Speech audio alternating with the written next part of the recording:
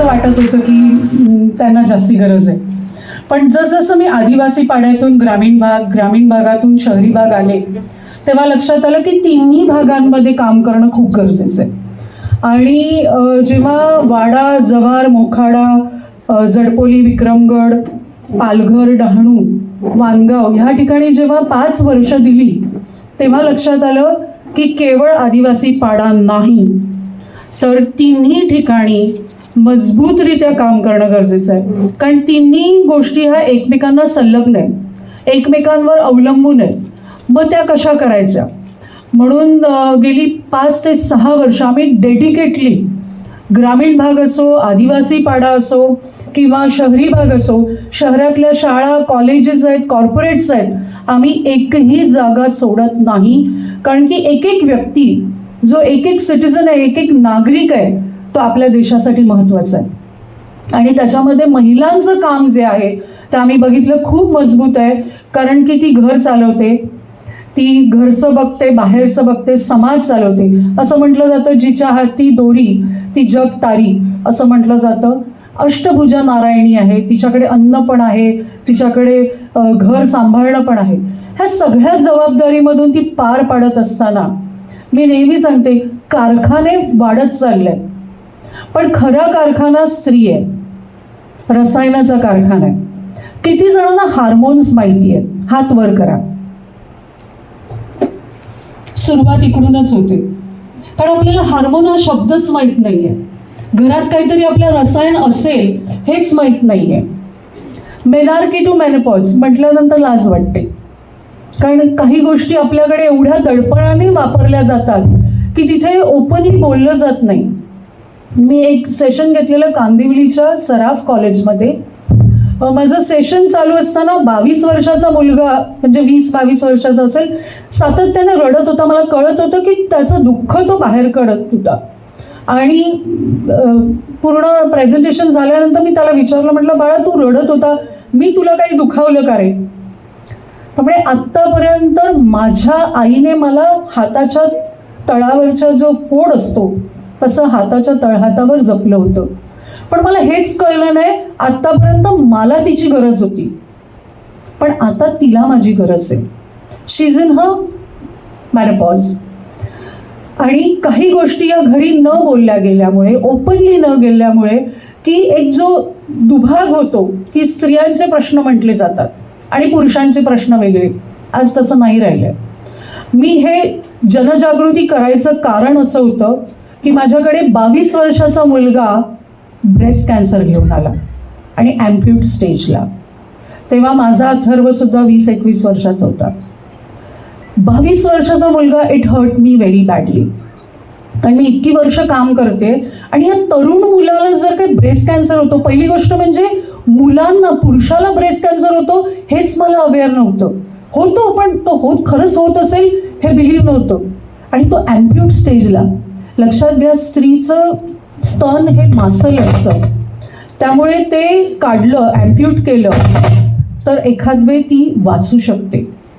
पण पुरुषाचं केलं तर, आज डॉक्टर महिला इथे बसलेल्या आहेत, त्यांना मी विचारेन की किती चान्सेस असेल ते जर काही ब्रेस्ट ॲम्प्यूट केलं तर? चान्सेस आर व्हेरी लेस. कारण की ते ब्रेस्ट त्याच्या लंग्सला जास्ती कनेक्टेड असतं. आणि तिथून आमचा प्रवास सुरू झाला. FDCWC मार्फत आम्ही हा अवेअरनेस करायला सुरुवात केलं. लोक हसली पहिल्यांदा मला, अगं एवढी लार्सन अँड टुब्रोमध्ये सॅटेलाईट सिस्टम ऑपरेटरवर 16 वर्ष तू काम केलं, एवढं हाय प्रोफाईलला, आणि अवेअरनेस, जनजागृतीने काय फरक पडणार आहे? एक 15-20 मिनिटं मी तुम्हाला खरंच सांगेन जनजागृतीमुळे आपण काय फरक करू शकतो. पण 28वा सोर्स ऑफ इन्कम त्याचा काय आहे तर एज्युकेशन आहे, अवेअरनेस आहे. मशीन लर्निंग असेल, आर्टिफिशियल इंटेलिजन्स असेल, डाटा सायन्स असेल, त्याला विश्वगुरू व्हायचंय. लोकांपर्यंत ज्ञान देऊन, अध्ययन देऊन, अनुभव देऊन त्याला जगद्गुरू व्हायचंय. आणि हा माणूस जगासाठी काहीतरी करू इच्छितो, मग आपण त्याने आपल्या समाजासाठी करू शकत. अध्ययन जर काही दिलं, अनुभव लोकांपर्यंत दिले तर लोक सुद्धा श्रीमंत होऊ शकतात. आपल्या अभ्यासामुळे, आपल्या अनुभवामुळे आपण लोकांना श्रीमंत करू शकतो, डेफिनेटली करू शकतो. It is the power of information along with the power of technology which we can create richest man of the world. जगामध्ये सर्वात श्रीमंती काय असेल तर ते आपलं आरोग्य आहे. आपण आपल्या हातामध्ये आपलं आयुष्य ठेवणं आहे.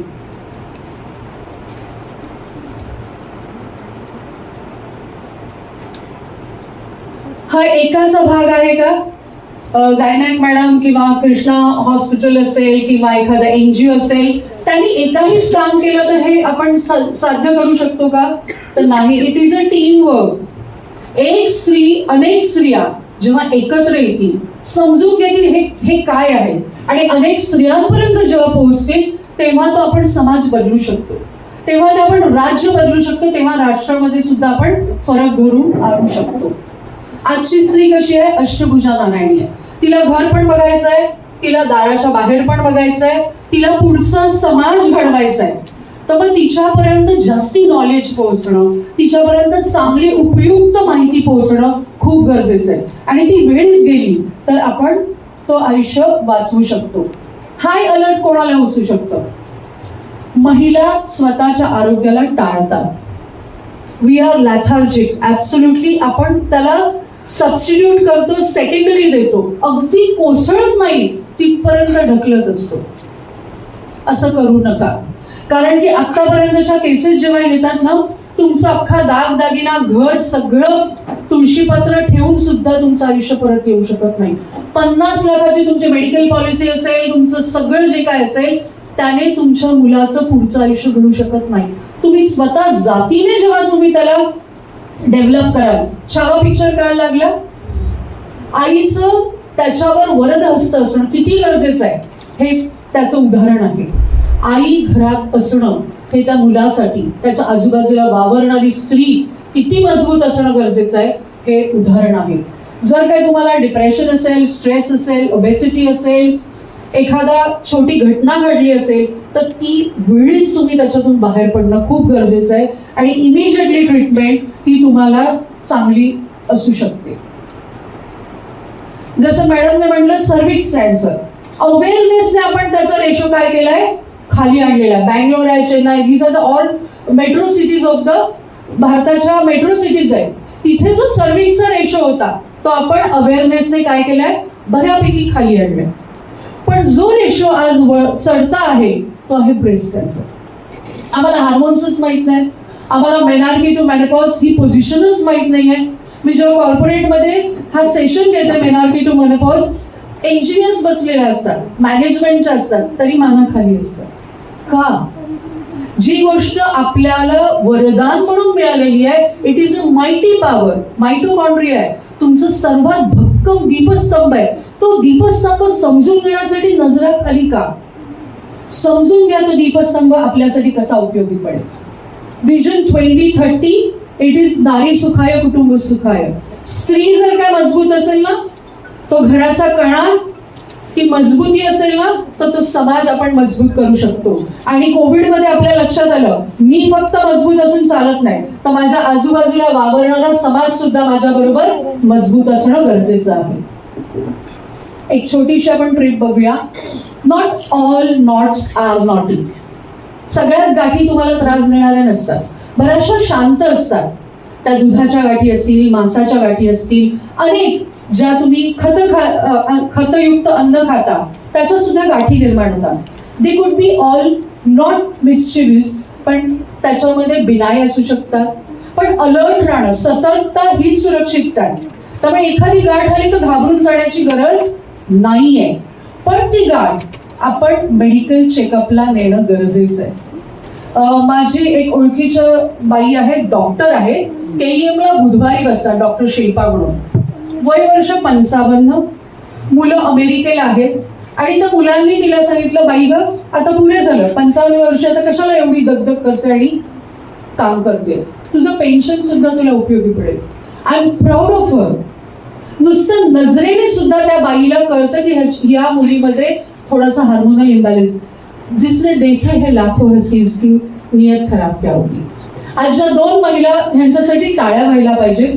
कारण की आज त्या स्वतः सुद्धा मेनोपॉज मधून गेलेल्या आहेत. ऑलमोस्ट 45-50 एज मध्ये ह्या वयाला सुद्धा त्या काम करतायत. का करतायत? कारण की तो जो अनुभव आहे इट इज व्हेरी प्रेस्टिजियस. एखादं आयुष्य, एखादं मातृत्व, एखादं लहानपण, ते बालपण आणि घरपण जर काही ती स्त्री वाचवू शकत असेल, म्हणूनच तर तिथे बसतात. त्या पगारासाठी नाही बसत आहे. त्यांची मुलं अब्रॉडला आहेत, यथेच्छ कमवत आहेत, पण तो अनुभव जर काय त्या देऊ शकत असतील, तो एक्सपिरियन्स ते मदत करू शकत असतील, अनेक आयुष्य आपण वाचवू शकतो. 90% दोज नॉट्स आर बिनाय. त्या घातक नसतात, त्या तुम्हाला फक्त येत असतात आणि तुमच्या जीवनशैलीनुसार त्या निघूनही जात असतात. पण तरी पण निग्लेक्ट करणं, अवॉइड करणं गरजेचं आहे. अमेरिकेमध्ये तुम्ही बघाल तर 8पैकी 1 आणि युनायटेड किंगडम म्हणजे इंग्लंडमध्ये 12पैकी 1. आणि भारताची परिस्थिती बघा. रुरल बेटर आहे, कारण हवा, पाणी, अन्न तुम्ही मेजरली बेटर आहात. पण जे रेडिएशन आहे, 5G किती जणांकडे? म्हणजे ह्या हॉलमध्ये 5Gचं रेडिएशन चेक करणारी जर काही मशीन लावली तर इटसेल्फ आपण रेडिएशन मध्ये आहोत.